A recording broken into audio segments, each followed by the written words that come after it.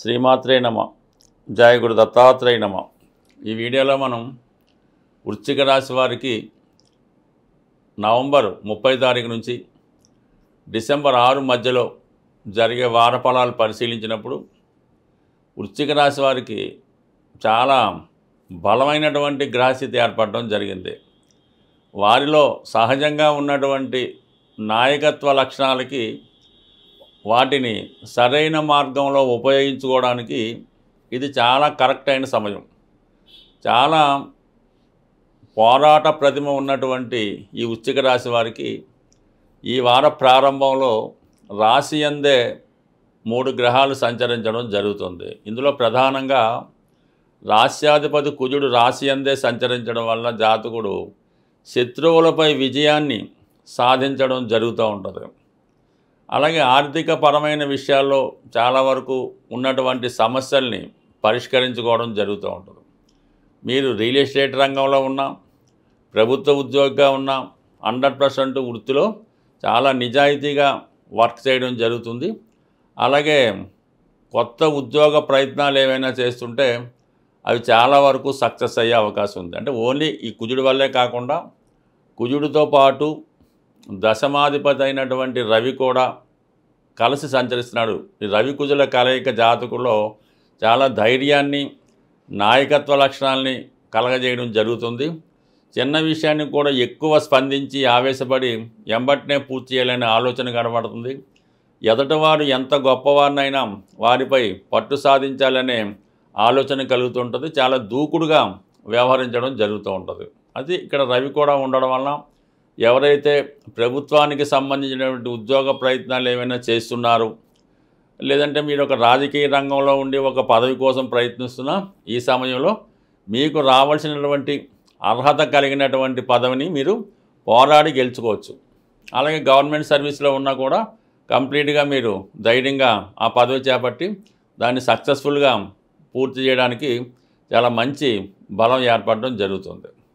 అయితే పోటీ కూడా అంత బలంగా ఉండే అవకాశం ఉంది. ఏదైనా ఒక ఉన్నత అవకాశం, ఏదో ఒక ప్రమోషన్ రావాలి మీకు, అదే ప్రమోషన్కి ఎంతోమంది ప్రయత్నం చేస్తున్నా ఆ పదవి మీకు రావడానికి ఎక్కువ బలం ఈ వారంలో ఉంటుంది.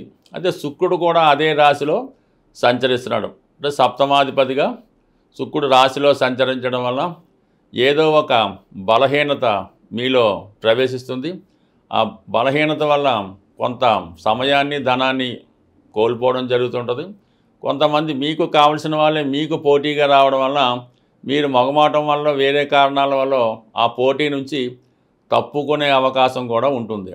బట్ ఏదైనా కార్యసాధనలో ఉన్నటువంటి మీరు ఈ సమయంలో ఎటువంటి బలహీనతకి లోనవ్వకుండా, ఎటువంటి వీక్నెస్ లేకుండా జాగ్రత్తగా స్ట్రిక్ట్గా ఉంటే కంపల్సరీగా మీకు మీరు కోరుకున్నటువంటి పదవి చేపట్టడం జరుగుతూ ఉంటుంది. ఒక స్త్రీ వ్యామోహం, ఒక ధన వ్యామోహానికి లొంగిపోవడం వల్ల నష్టపోయే అవకాశం ఉంది. కాబట్టి ఈ విషయంలో జాగ్రత్తగా ఆలోచించి ఎటువంటి బలహీనతలకి లోనవ్వకుండా స్ట్రిక్ట్గా ఉంటే కంప్లీట్గా మీరు ఆశించినది ఈ సమయంలో మీరు పొందడం జరుగుతూ ఉంటుంది. ఫర్ ది సేమ్ టైం కొన్ని సందర్భాల్లో వైవాహిక జీవితంలో కూడా ఇతరుల ప్రమేయం వల్ల, ఇతరులు మీ జీవితాల్లో ఎంటర్ అవ్వడం వల్ల కొన్ని అభిప్రాయ భేదాలు ఈ వారంలో భార్యాభర్తల మధ్య కానీ, అన్నదమ్ముల మధ్య కానీ, ఫ్రెండ్స్ మధ్య కానీ వచ్చే అవకాశం ఉంది. ఈ విషయంలో మీరు ఏమాత్రం తొందరపడకుండా కొద్దిగా నిదానంగా వ్యవహరిస్తే సమస్యలన్నీ దానికవే పరిష్కారం అవడం జరుగుతుంటుంది. ఎందుకంటే ఈ వేగంగా సంచరించే గ్రహాలు ఎంత తొందరగా సమస్య తెచ్చిపెడతాయో అంతే తొందరగా ఆ సమస్య నుంచి బయటపడవేయడం జరుగుతూ ఉంటుంది. కొద్దిగా వెయిట్ చేస్తే అన్ని సమస్యలు సాల్వ్ అవ్వడం జరుగుతూ ఉంటుంది. బట్ ఏదైనా ఈ వారం అంతా డిసెంబర్ 5 వరకు కూడా భాగ్యస్థానంలో ఉన్నటువంటి గురువు రాశిని వీక్షిస్తున్నాడు. కాబట్టి చిన్న చిన్న సమస్యలు ఉన్న వాటికి అవే పరిష్కారం అవుతాయి. ఒక దైవ బలంతో, దైవ సంకల్పంతో, పూర్వపుణ్యంతో మీ సమస్యల్ని మీరే సాల్వ్ చేసుకుంటారు. అయితే డిసెంబరు 5 తర్వాత గురువు అష్టమ స్థాన సంచారం వల్ల కొన్ని విషయాల్లో జాప్యం కలిగినప్పుడు కూడా, కొన్ని ప్రయత్నాలు మనకి ప్రతికూలంగా మారినప్పటికీ ధనయోగం మాత్రం జనరేట్ అవుతూ ఉంటుంది.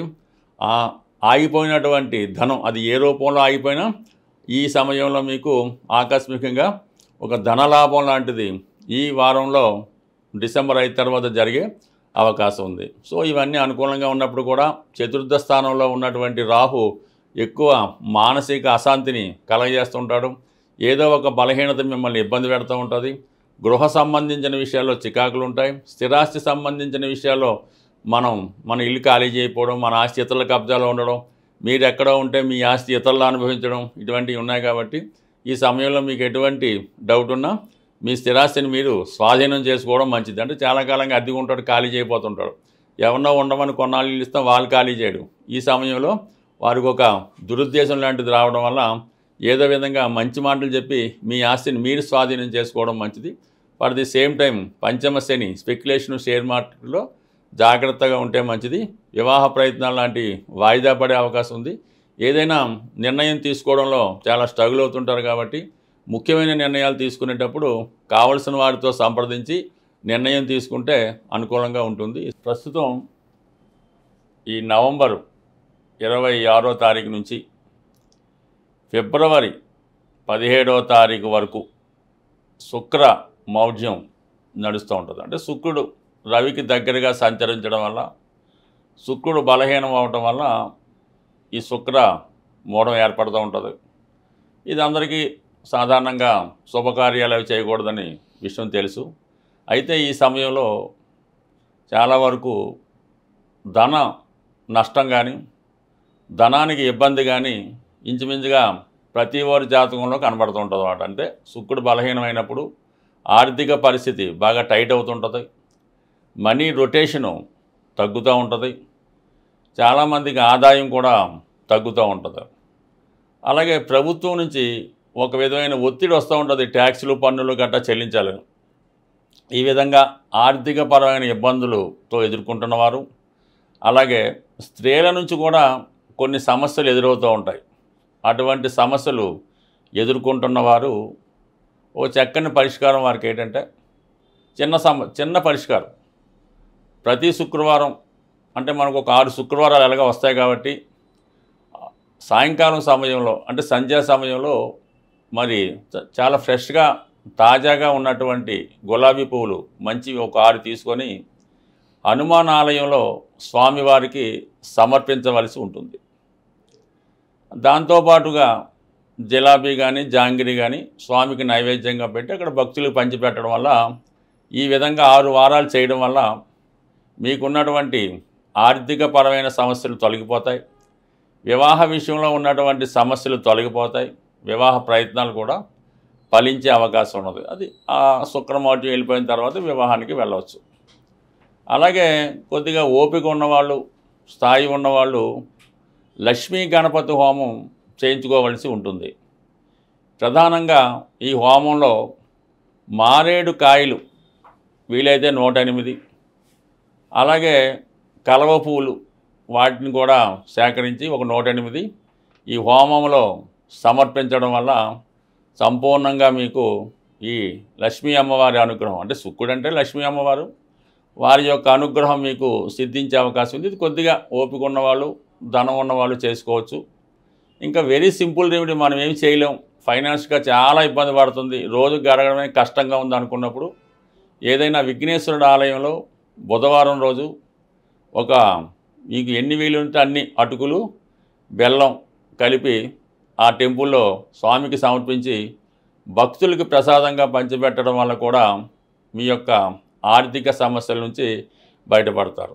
అలాగే వివాహం ఆలస్యం అవుతుంది, అసలు పెళ్ళి అవటమే లేదు, పెళ్ళైనా కూడా భార్యతో దాంపత్య సుఖం లేదు అనుకున్న వాళ్ళు ఈ శుక్రమౌఢ్యంలో ప్రతిరోజు నియమంగా శుచిగా శుభ్రంగా ఉంటూ మరి కనకదార స్తోత్రం కానీ, లక్ష్మీ అష్టోత్తరం కానీ, శ్రీ సూక్తం కానీ విధి విధానంగా పారాయణ చేయడం వల్ల, ముఖ్యంగా మీ గృహంలో ఉన్నటువంటి స్త్రీలని గౌరవించడం వల్ల, తల్లిగారిని అమ్మమ్మ గారిని వారిని పూజించడం వల్ల 100% చాలా సులువుగా మీకు అమ్మవారి అనుగ్రహంతో వివాహానికి ఉన్నటువంటి అడ్డంకులు కూడా తొలగిపోయే అవకాశం ఉంది.